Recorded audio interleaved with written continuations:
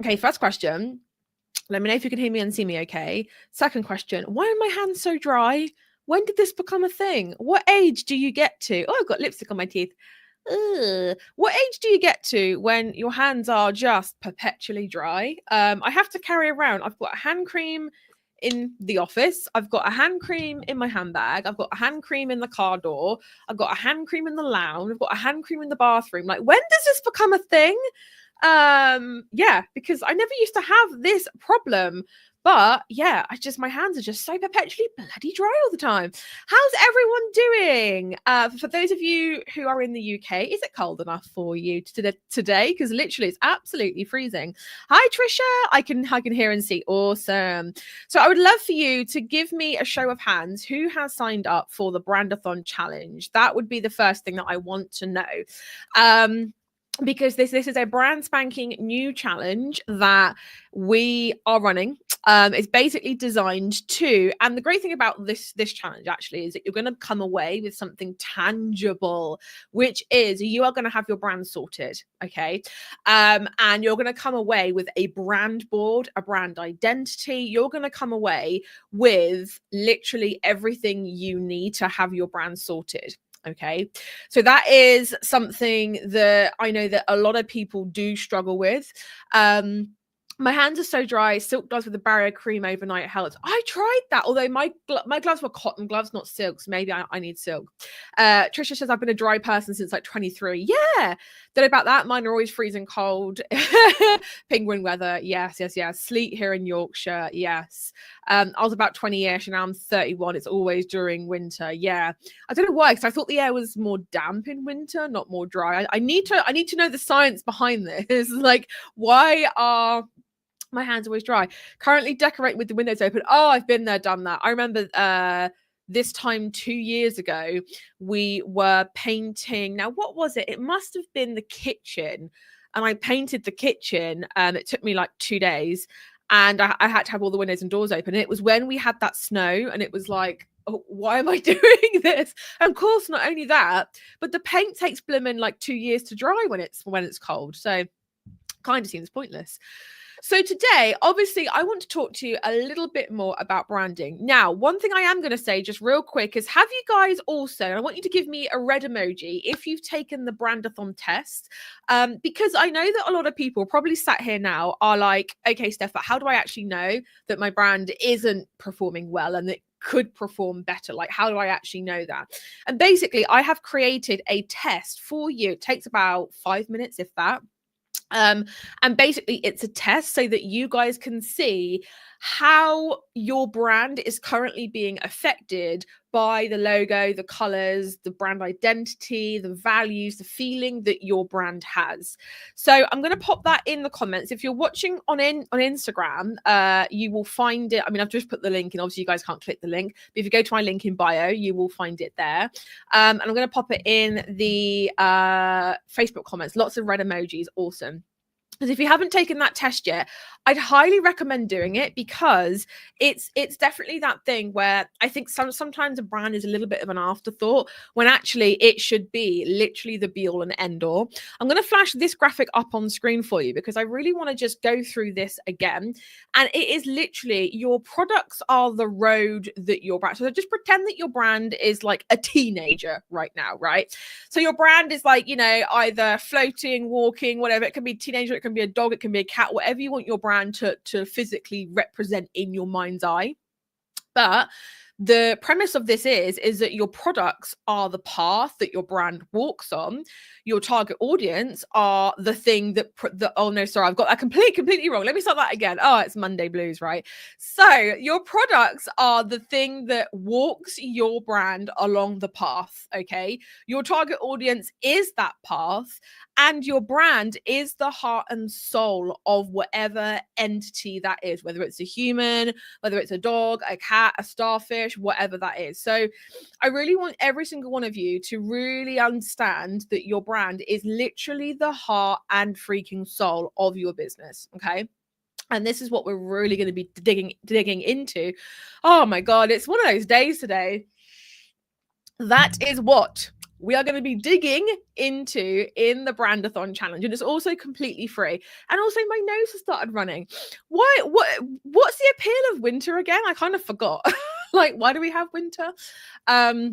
So yeah, the brandathon challenge is our newest, freest challenge. And yeah, basically, if you guys are like, oh, I really want to know about, is my brand actually doing anything? Is it not really? Yeah. But today I thought it would be really fun to do a little like logo quiz, right? So I thought that would be really, really fun, because it's always a good idea to just demonstrate this, because I feel like sometimes if I'm just like barking at you and saying brand's important, brand's important, brand's important, you guys are like, yeah, okay, fine. But just how important is it? So I want you guys in the comments right now to 1, 2, 3, 4, 5, 6, 7, 8, 9, 10. I want you to name as many of these brands as you possibly can. Then we're going to be going through the answers, right?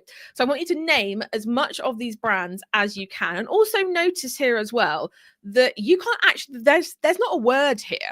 All that you're seeing is like scrawly letters, the end of a sentence, an icon, a logo, colors, and it's just really something that our brains, and it really kind of dives into the whole color theory thing, where our brains fill in the gaps.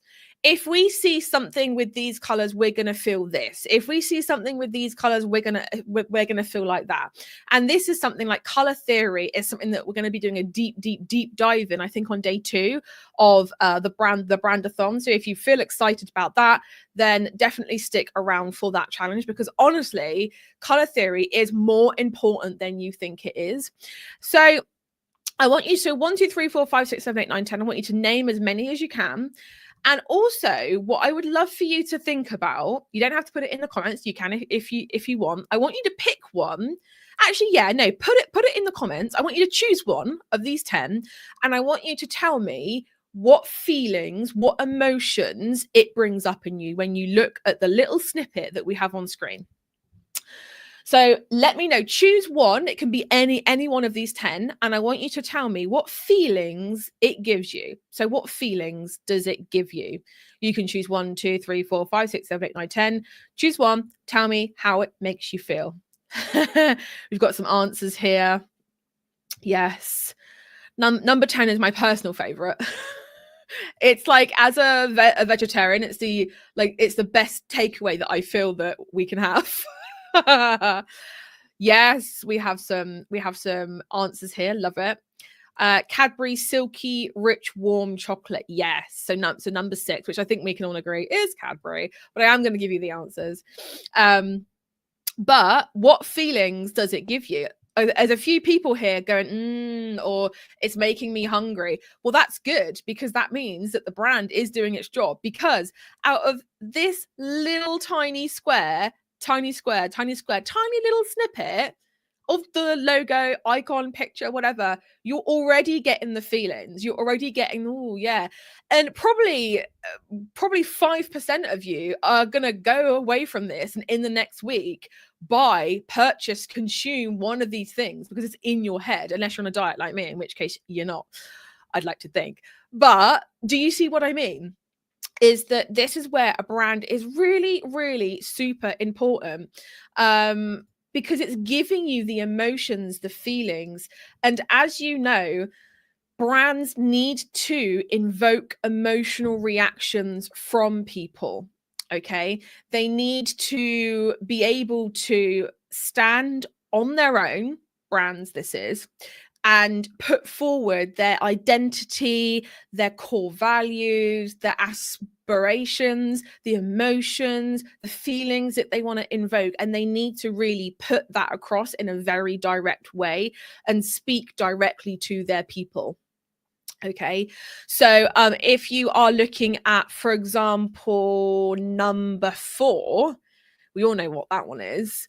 And chances are that in childhood, a lot of us had like a McDonald's party, or we went to a McDonald's party, or McDonald's was like a treat to have after you've had a hard day, or maybe you did a long drive and you stopped at a drive-through. It's kind of that comfort, that yellow beacon of light. And if you've watched, I can't remember what the film's called, but it's a film about McDonald's. they talk about the golden arches, and that is really where they're putting that across. Yellow is a joyful, happy, very comforting color. So that's why McDonald's use it a lot.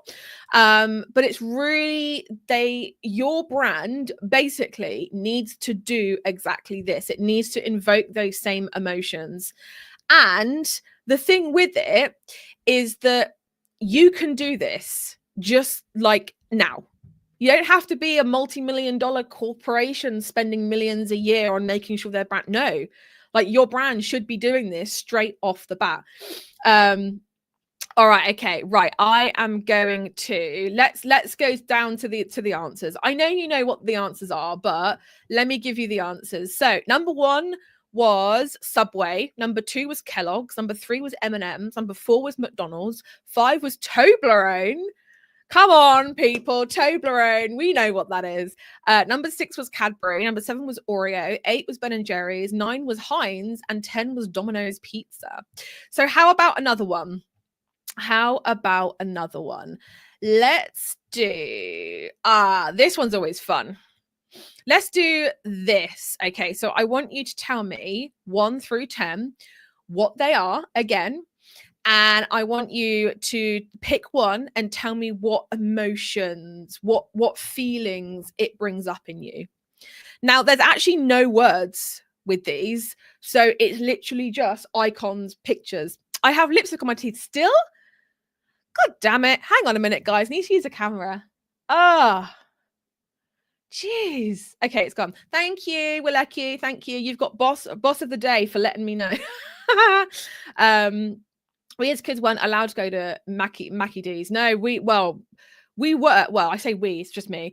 I was, but it was only like as a treat, because my parents used to do like a bunch of antiques fairs. So that used to be like my end of day treat for just like walking around. Subway has gone way downhill for sure.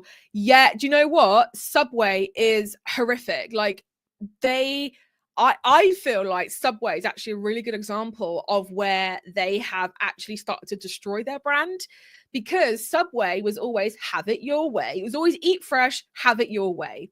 You can't have it your way now because it's a set freaking menu. So what's the difference between going to Subway and going and grabbing like a sandwich from Superdrug or Boots or Minimart or what? Do you know what I mean? Like there's just no difference. Yeah, it's just no difference at all. I'm really conscious now I've got lipstick on my teeth. Can someone let me know if I do have lipstick on my teeth? Because the poor people watching the replay are going to be like, dude, you've got lipstick on your teeth. I'm also going to lower that camera a little tiny bit so that you can actually see my face over the text. Yeah, we've got a few. Awesome. Yes. Audi, Peugeot, Mitsubishi, Ferrari. Yes. So I want you to pick one, and I want you to tell me what feelings it gives you. So I'll do one. For me, number 7 is like wealth, like extreme wealth, like wealth that probably you and your entire street put together will probably, like, that will equal the amount of wealth that a person who is in one of these or driving one of these or has. And actually for me, it makes me think of Lisa Vanderpump, because I'm actually one, and if you don't know who that is, don't worry too much about it, but I'm watching Vanderpump Rules at the moment, like rewatching the old ones, not that I've seen them before. And she's just gone and got a rose, and it just makes me think of her, because it's like it's this pink rose that she's in this season. I think it's season 4, 5, and she's in this pink rose, and she's the most down-to-earth person, but she just rocks up in this pink rose, and I'm just like, oh. Mitsubishi had one, love it, good memories. Ferrari, red, fast, F1 supercars. Now it's interesting that you say red, because we actually have a Ferrari garage like reasonably near us. I think it's about 20-30 minute drive away, and they only have one red car in there. The rest are like blue, yellow, but it's really funny, isn't it, how we see a brand or a logo or a word and we're like, boom, it's that thing. Jaguar reminds me of Mrs. Doubtfire. I haven't seen that film in years. Toyota, reliable first car. Yep. For me, number 10, in the UK, Chevrolet is not a reliable brand at all. And I actually had one as my first car. And it was awful. It was the worst car I think I've ever had. Like, it was built so shoddy. It was unbelievable. So for me, number 10 is like, yeah, it looks like nice. The logo looks nice, but it's not. No. Yeah. And number 6, Toyota. I mean, I might as well just give you the bleeding answers now, haven't I? Hang on. Let me scroll down. Let me find the answers. Okay. Just to put you all out of your misery, because we all know what these are. Number 1, Audi. Number 2, Peugeot. Number 3, Mitsubishi. Number 4, Ferrari. Number 5, Jaguar. Number 6, Toyota. Number 7, Rolls-Royce. Number 8, Tesla. Number 9, Mazda. Number 10, Chevrolet. All right. Let's do one more. And again, I want you to give me your answers, but I also want you to pick one and tell me what feelings it gives you. Chevy is so great here in the USA. It's not in, I mean, I don't think it's even in the UK anymore. I think it kind of made its debut in sort of 2010, but it very, very fast just went. I don't know why it didn't succeed. I have no idea, but literally Chevy was just literally one of the worst things. So I want you to tell me what these are. And I also want you to tell me, pick one and tell me what feelings, how do you, like, what emotions, what feelings does it invoke in you? Yes, let me know. So give me your answers. I think I've got every single one of these. Apart from number 5, it's sort of throwing me for a bit of a loop. I think it's an obvious answer, but then I'm like, is it? But yes, let me know. I feel like number 1 is kind of like a bit easy. So I think we should all be getting number 1, right? Let me know. Am I still live? Can you guys still see me okay? I don't know whether something's gone a bit wrong here. Give me like a little wave. Oh yeah, you can see me. So someone just put a comment. Okay, good. It went a bit funny then. H&M, great for the kids, reliable first point of call for basics. Yeah. Can tell I don't do fashion. I don't either. All good here. Okay, cool. Thank you. No, it just I don't know, it just came up with like a little warning thing saying like your signal's low, and I'm a bit like, it's okay on my PC. Yes. Levi's makes me think of when I was skinny enough to get in them. You and me both, sister. Levi, long lasting, reliable. Yes. Yep. I tell you what, number 8 makes me think of if you've ever seen Selling Sunset, you know, Christine Quinn, makes me think of that. Number 6. Oh, number 6 is one of those ones that I thought everyone would get. Then I worked in like high-end jewelry for the longest time. So like if I didn't know what that was, I feel like I wouldn't have been a very good person. Ralph Lauren makes me think of Rachel from Friends. Me too. I think that's what number 5 is. I don't know. I'm kind of like on the fence about it. I'm not sure. I feel like it could be that one, but it might not. Okay, right. I'm gonna give you the answers. Right. Are we ready for the answers? So we have number 1, H&M. Number 2, Levi's. Number 3, Adidas. Number 4, Calvin Klein. Number 5, Burberry. Number 6, Rolex. Number 7, Chanel. Number 8, Versace. Number 9, Tommy Hilfiger. Number 10, Nike. All right. So how are we feeling after that? Now, I know, obviously, you are going to kind of sit there and be like, okay, you know, some of those brands you knew, some of those brands you didn't. Some of them you vibed with, some of them you didn't. And that is literally how people stand out in the saturated market. Like, let's just think about the clothing, right? The clothing brands. Let me just go back up and just share this. So there is a wealth of clothing brands out there. There's an absolute wealth. Like, you go to any shopping center and literally 85%, if not more, apart from the food court, of course, is dominated by fashion brands. So a week ago, I went to London just for 2 nights with my mum, but we obviously went shopping because that's what you do when you go to London with your mum, who loves to shop. And literally, we went to Westfields, and I was just like aghast at the amount of clothes shops. I always knew that there was a lot of clothes shops, but I was just like, wow, there are a lot of clothing brands. It is a saturated market. But how do they stand out? They are laser focused in their brand identity, in their values, in their target audience, in the type of people who they want to shop with them. And you get that across not only from their branding, but also their target audience, also how their shops physically present themselves, but also their branding. Right? Their branding is really, really important to attract the right people. So, what I want you guys to think about is to think about how you think your brand is coming across right now. Do you think that it's the right colors? Do you think it's the right fonts? Do you think you honestly have the right brand for what you sell?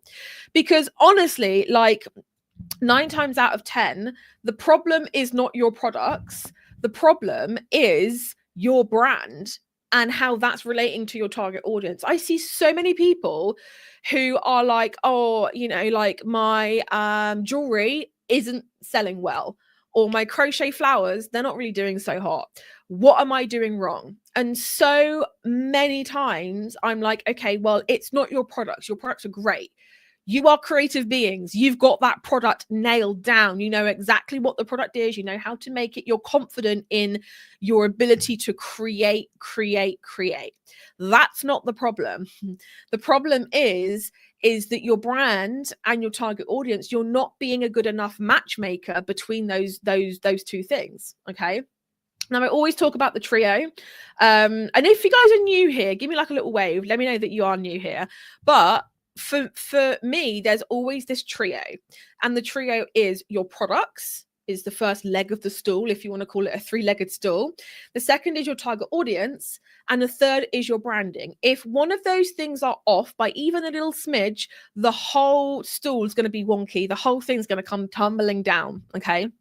So it might be a good idea as homework to have a little think about a brand that you absolutely love, one that you shop from. It can be New Look, it can be Maybelline, it can be Lush, it can be Rendell Designs, it can be whatever brand you know that you vibe with. Maybe you haven't bought something from there in a little while, but something that you absolutely love. And I want you to think about the brand.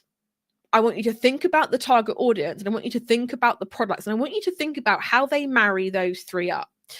So what I want to do now is I want to kind of like open it up. I want to answer 3 brand questions. So if you've got any like brand related questions, if you're like, how do I do this or how do I do that? I want you to give me your brand related questions because I would love to answer them for you. In the meantime, I have put the brandathon test in the comments. If you're watching on Instagram, it'll be in the link in bio because I can't, annoyingly, you can't click a comment link. I would love for you to let me know, give me questions like what is your your burning itching brand question. Doc Martens for me. Yeah. So like what is it about that brand that you love? Like what is it like when you step into the store, when you go onto the website, what feelings do you get and why? When you first bought something from them, like what was it that really drove you towards that thing? How do you pick colors? Is there a science behind it? Yes, there is. Now it is something we're going to cover in the brandathon challenge. Let me just see if I can grab my slides real quick. Brandathon slides, here we go. And we will walk you through this because it's not a case of just picking colors, but I'll show you just how scientific it is. But I have to just grab my slides. Color theory. Here we go. Color. Here we are. So I want to just share with you this tab. So this is how scientific it actually is. Okay. And not only that, but you need to have complementing colors that not only complements the colors, but also complements the feelings. Now, we're in the process of like doing like a deeper dive on this, actually making like a graphic like this. But I don't know if that gives you any idea, but literally it is a science, and it is something where you have to know what your core values are first, and we're going to be doing that in day one. So the short answer is yes, but we are going to be doing a deep dive in that within the challenge itself. So if you are like, oh, am I using the right colors, am I doing this, like, do not worry, we are doing that. What's the difference between a logo and a brand? Good question. So I guess that question is almost like, what's the difference between weight loss and health? That's the only example that I can give you right now. Like, if I said to you, oh, really? Like, is health any different than losing weight? You'd be like, well, yeah, because there's losing weight, there's losing muscle, there's losing fat, there's losing, I don't know, whatever. But there's a complete health as well. Like, your weight is only one portion of your overall health. It's kind of like that. Your logo is one little tiny thing. Like, I'd say the logo itself is probably 15% of what makes up a brand. A brand is the heart and soul of your entire business. Okay. The brand is basically, it's kind of difficult to describe. It's kind of like, what is love? Okay. You just feel love, you know, love, you understand when you're feeling love, right? But your brand is how people feel when they interact with your products, with your shop, with your brand. Okay. So you could almost say that your brand is only equal to what your target audience thinks of you and your products and your brand. Okay. But it's the feelings, it's the emotions, it's who your business is. What does it do? What's it good at? Who does it want to attract at its very core? Okay. Right, let me go to Instagram. Right, I'm gonna answer 2 more questions. Do you think it's a good idea to have a name and a character, or should you just focus on the name? A name and a character. What, like a mascot kind of thing? Let me know what you mean by that, because I can't click on your profile, because if I do, it will cancel the live. So let me know what you kind of think of that question. Like, is it a mascot? Because you can have and we're going to talk about this during the challenge itself, but basically you can have a name, you can have colors, you can have fonts, you can have a logo, and you can also have graphics. Now, sometimes people like to have like a mascot. So if you think of Kellogg's, they have like the chicken, right? If you think of KFC, they also have the chicken. Well, they have the Colonel, really, but the chicken is kind of in there as well. So with that, I would say yes, you can, but it has to be something that you're really intentional about injecting into everything, right? Now, also the thing with a mascot is that it has to be something that you can use in multiple different ways. So it's no good going on to like Canva, typing in chicken and just taking an image of like any old chicken. It has to be something where you can use it in multiple different references as well. So like for us, we have the bosses and we have the hive mind.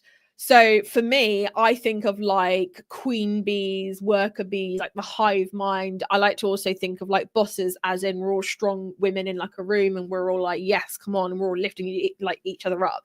I don't have a mascot per se, but if I did, it would probably be like a bee, because that's what, yeah. But you have to make sure that you're really able to inject that and create stories around the mascot, what it represents, and also make sure that any graphics that you're using, that they can just be in black and white, because the problem with having like colorful graphics or Mascots is that you're very limited in terms of like social media posts, packaging, all that kind of stuff. That's why I'm always like, make sure that your logo is all one color, make sure your graphics are all one color, but you can change that color depending on where you're posting. If that's confusing you, do not worry, because we are going to be walking through this during the challenge itself. All right, one more question. I don't have a target audience. How do I decide with my artwork what I have created? Oh, I have a perfect podcast episode for you, my love. So what I'm going to do is I'm going to find it for you, because your target audience is really freaking important. And it's something that I don't want to do you a disservice by giving you like a 5-minute answer when it really needs more than that. So what I'm going to do is I'm going to give you a podcast episode real quick. And then if I can blim and find it, that is. Right. Audience. I'm doing here we go. It's episode 22, but I will give you the link. Directories, Apple Podcasts. Oh, for crying out loud. I want to go to Apple Podcasts. I don't want the link. Okay, right. So it's episode 2022. Apple Podcasts. Bleeding it. You thought it would be super easy, wouldn't you, to go to your podcast host and type in what podcast you want? Oh no. They want to make it super, super hard. Right. Okay, Jenny, my love, I'm going to respond back to you. Listen to that. Not only that, but it is something that we do a deep dive into in the HBSA. I'm not sure if you've heard of the HBSA, or you might be new here. That's fine. What I'll do as well is I'll send you like a link of all of the like stuff that we can help you with. So I'll send that through as well. So yeah, it would be something that you have to make sure you get right. Because your target audience literally underpins everything you do. Because without your target audience, you won't know what your brand should be like. Without your target audience, you won't know what products to make. You can't just be I know it sounds lovely to do, but you can't just be a creative and just churn out whatever products you want. And that is a mistake that I do see a lot of people making, is that they will just make whatever they feel like and then wonder why it doesn't sell. The problem with that is that you aren't making your products for you. You're making your products for your target audience to fit in with your branding. So can you see how it acts like a triangle, like a trio? Yes. I finally got on. I'm at a meeting at work one, and I'm listening to the meeting. Oh, just about to wrap up, my love. I'm so sorry. So you can watch the replay though, which I would say to do, because it's been an absolute gem today. I want to thank you guys so much for joining me in this live. I will be live again next Monday. I can't tell you what I'm doing. I have no idea. Let me find out. We're going to be talking about a brand, like a side of a brand again, I think. How to find your brand core value. So that's a juicy one. So if you've heard me talk about core values throughout this live, you need to join me for next week. So my loves, again, thank you so much for joining me. I really hope that you have enjoyed this. Let me know if you have, because I would love to know if you enjoy these lives or not. But for now, don't forget to join the brandathon. I will pop that link and the brandathon test below. If you're watching on Instagram, do go to the link in bio. There will be a recording of this. I'll reshare it on Instagram. If not, you can go to the Facebook group and it will be there. It might take me 10 minutes to reshare it. Instagram is slow, you know what it's like. But for now, thank you so much. I would love to it's Monday. I don't know what to say. I would love to see you in the Brandathon challenge. Thank you so much for joining me, and I will see you all at the same time, same place next Monday. Bye everyone.